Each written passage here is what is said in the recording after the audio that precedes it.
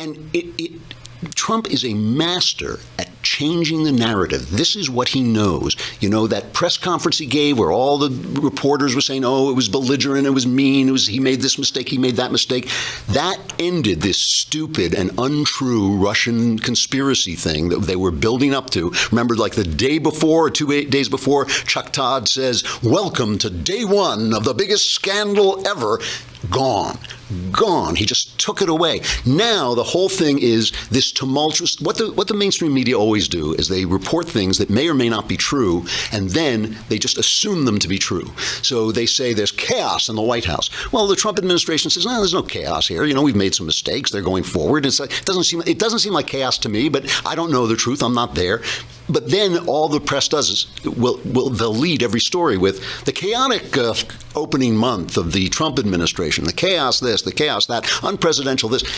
Trump just took that and he blew it up, and the whole speech was constructed to do that. You know, here's a phrase I heard maybe 4 times from different commentators, but I brought in this one because it's Van Jones, who is obviously far, far, far to the left. The phrase was, Trump now is the president. Trump became the president. And Van Jones was talking about the moment where he honored the Navy SEAL. Here it is. Have you got He became president of the United States in that moment, period. There are a lot of people who have a lot of reason to be frustrated with him, to be fearful of him, to be mad at him. But that was one of the most extraordinary moments you have ever seen in American politics, period. And he did something extraordinary. And for people who have been hoping that he would become unified, hoping that he might find some way to become presidential, they should be happy with that moment. For people who have been hoping that maybe he would remain a divisive cartoon, which he often finds a way to do, they should begin to become a little bit worried tonight. Because that thing you just saw him do, if he finds a way to do that over and over again, he's going to be there for 8 years.